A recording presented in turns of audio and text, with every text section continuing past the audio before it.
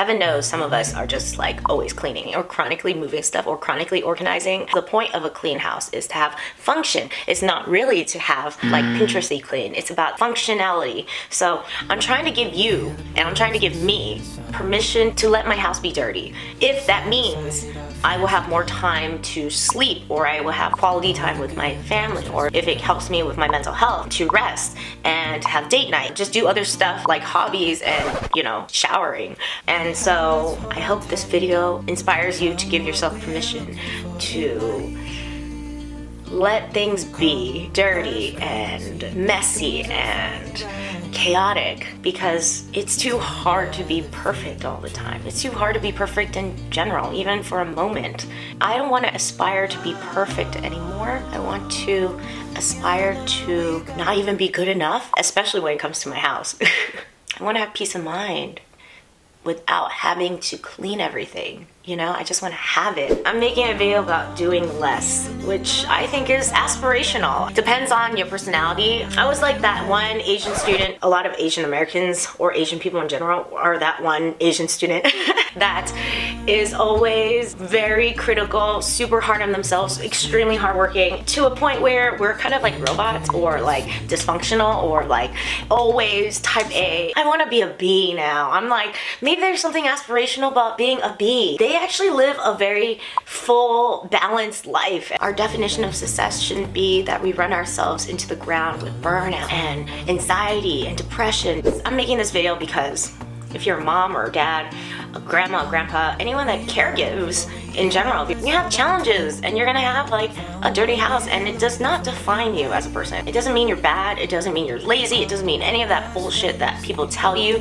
People should stop using the word lazy when they talk about anything. If you are lost and you don't have a job, you're not lazy. If you're depressed and you can't even get out of bed, you're not lazy. If you're taking care of a child and your house is not immaculate, you're not lazy. So everyone who uses the word lazy should really reconsider the vocabulary they're using, because it's really cruel to tell someone they're lazy because they don't have a job or because their house isn't immaculate or whatever, because you don't know their lifestyle, you don't know their situation. Maybe you should be curious about why they're living the way they are.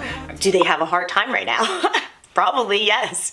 It's usually that reason. I digress. Anyways, we women find so many ways to torture ourselves. It's actually quite impressive. And it's not our fault, because society has made us this way. They have told us that we can strive and should strive to be the perfect mom, the perfect housewife, have the perfect body, be sexy but not too sexy, be successful but not too successful, be the damsel in distress, yet always know how to cook and serve everyone else but yourself. On top of all that, we define ourselves by how clean our house is, and it's really unfair. So a dirty house to a woman would mean, or like to me, I didn't have my shit together, and I was lazy, and I wasn't enough, and I was bad, and I wasn't organized. Sometimes my house is just messy. It's lived in Ricky Ricardo, I Love Lucy. Ricky Ricardo was like, it's just lived in. Why don't we say our house is just lived in? Because that is true. You can't just have a house that is museum-like if you have a toddler or a baby. You can't always have a museum-like life. And do you really want to? It's just something you see on Pinterest, so you think you want that, but it's like, you want to do the work it takes for your house to look like that in that one picture shot, you know? It's a one picture shot. It's not a video of their whole house. It's not a video of their house every day, all day long, 24/7. It's a fantasy, you know? And I don't want to live in a fantasy anymore. I live in real life, and real life is messy and imperfect, and I'm not gonna feel bad about the imperfections that my house has. I'm trying not to.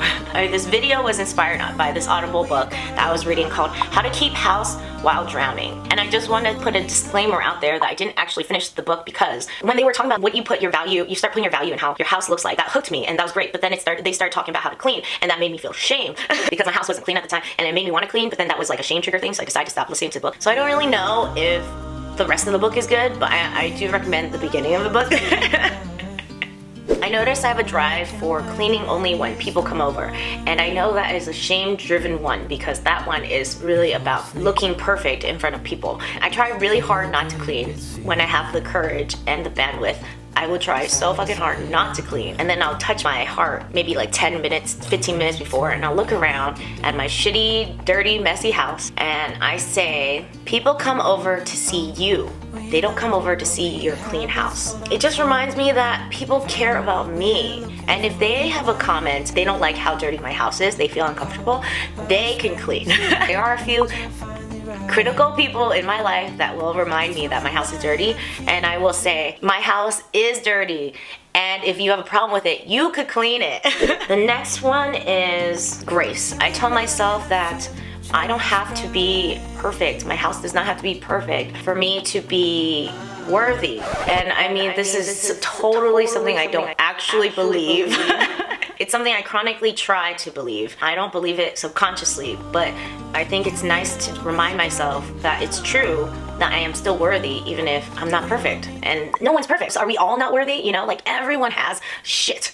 I don't really think the standard is working for anybody. Let's all agree that we should take it down a notch and be a little more forgiving towards ourselves, you know? Next one. I got this from the book. It was amazing. It clicked so well. Sometimes you're dirty, your house is messy, not organized because you prioritize other things. Sometimes you prioritize working more, or your passions or your hobbies, spending time with your family, you know, sitting down and taking a rest, or your mental health. All those things are great things to prioritize.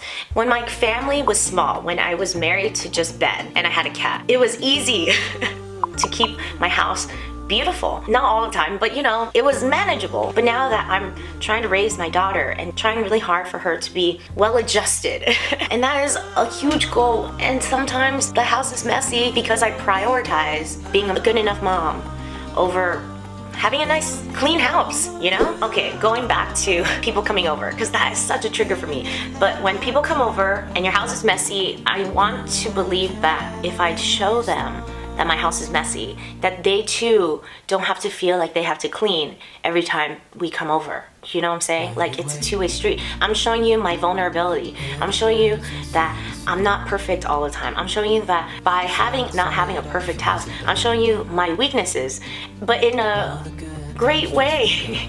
I don't know for sure, but I hope that I can be the example to other people so they don't have to feel like when they have people over, they're so exhausted just before people even come over, because all they do is clean and make sure their house looks really great before people come over. And then by the time people come over, I'm so exhausted that I'm not present, I'm not there, I can't be there to converse, I can't hear them and what they're trying to say and why they came over. I can't connect because I'm already so exhausted from trying to look perfect all the time. And I kind of hope that if I show people my life isn't perfect, or that my house isn't perfect, you don't have to be perfect, basically. I hope that I can be like an example and say, hey, I might be stupid, dumb, tired, whatever, sad, angry, boring sometimes, and I'm still lovable for all those things. I mean, I'm not saying that with my dirty house. What I'm saying is that, hey, I have dirt in my house. It's lived in, and you can too. I'm really bad at these like segues. Next thing, you know how there's the saying, you hear it a lot. It's so stupid, but the saying is, cleanliness is next to godliness. So people want to be godly, right? We all want to be godly. We all want to be perfect. And so people say it. People say cleanliness is next to godliness, and it's annoying. We're trying to be gods, and it's aspirational and exhausting. I think it's time that we all accept that we're not God. We are not God. We are human beings, and we should just accept our fates as mere mortals. I love that phrase. I'm just a mere mortal. It just feels so human-esque. Whenever someone says cleanliness is next to godliness, just say, I'm not a god. Last one. This quote really helps me because I'm always, things that stick with me are quotes that are funny. So this is one I made up. I don't need another measuring stick to beat myself up with. I already have so many. Not only do I try to strive to be beautiful and have a nice ass body, like such a fuckable body. Sorry, that's not appropriate. Very tight body. You know, I try to be healthy. I try to eat good. Fashion's important. Looking good. Taking care of my daughter is important. Having a good relationship with my husband's important. Being a good friend is important. Trying to be a good family member is kind of important because my family. Ugh. I already have so many things.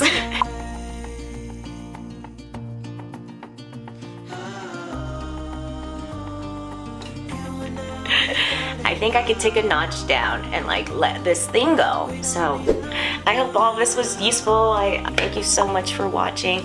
Like, comment, subscribe. I will see you next time. Okay, bye.